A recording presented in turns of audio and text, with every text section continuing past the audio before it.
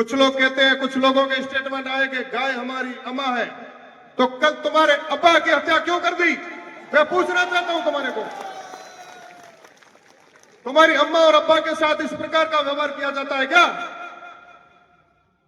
जब डांगरी प्रकरण हुआ, हमारे भाई की निर्मम हत्या हुई, उस समय मैंने वहां एक स्टेटमेंट दिया था कि जब वो हमारे बीच में आता है तो हमारे लोग कहते हैं कि आरो भली करे आयो।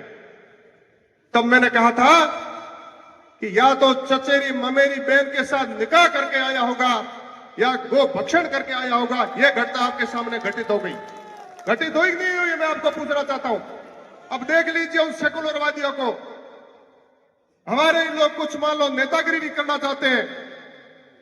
मैं राजनीतिक बात नहीं करूंगा। की पर्याय पोकरण की इस वीर भूमि पर मंचासीन परम पूजनीय साधु संतों के सानिध्य में, जनप्रतिनिधियों की उपस्थिति में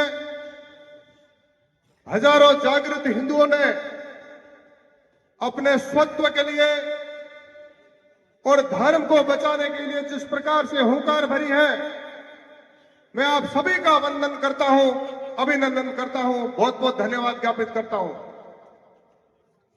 सजना, पिछले 6 महीने से इस जैसलमेर जिले में 6 ऐसी घटनाएं घटित हो गई जिसमें सीधी सीधी हिंदू समाज को चुनौती दी जा रही है।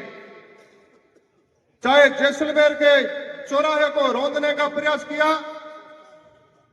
जैसलमेर में युवाओं की निर्मम हत्या कर दी गई, हमारे शूरवीरों महापुरुषों की छत्रियों को बिखेरने का काम किया, और साथ ही साथ शक्ति और भक्ति की वीर भूमि इस पोकरण में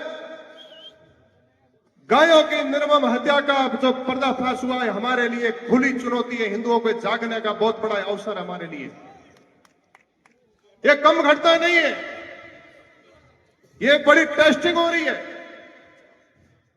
ये देशद्रोही लोग, राष्ट्र विरोधी लोग हजारों ओरण गोचर और सरकारी भूमि को दबा करके बैठे,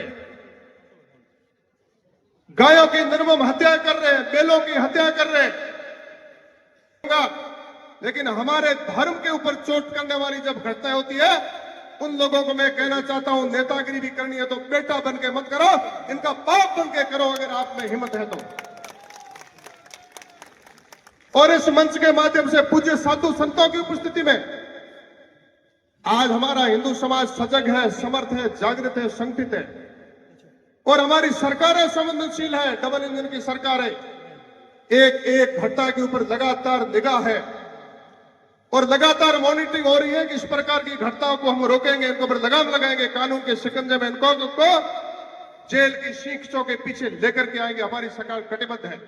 लेकिन सज्जनों, सरकारें अपना काम करती है, हमारे को जागने की आवश्यकता है, संगठित होने की आवश्यकता है।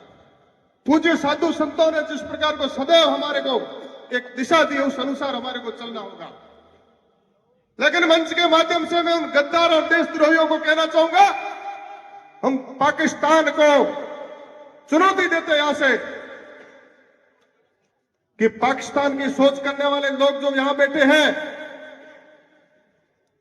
उनको मैं कहना चाहता हूं, देशद्रोहियों, हम पोकरण को पाकिस्तान नहीं बनने देंगे और जैसलमेर को जालिमों के हाथों में नहीं आने देंगे। 2.5 साका करने वाला जैसलमेर शूरवीर वो जिला है, नहीं आने देंगे।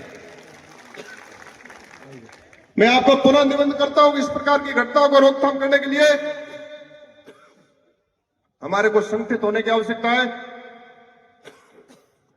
साधु संतों ने सबने मार्गदर्शन किया और नेताओं ने हमारे को संबोधित किया, उसी दिशा में चल करके हम सब संगठित रहे, सुरक्षित रहे। जय हिंद, जय भारत।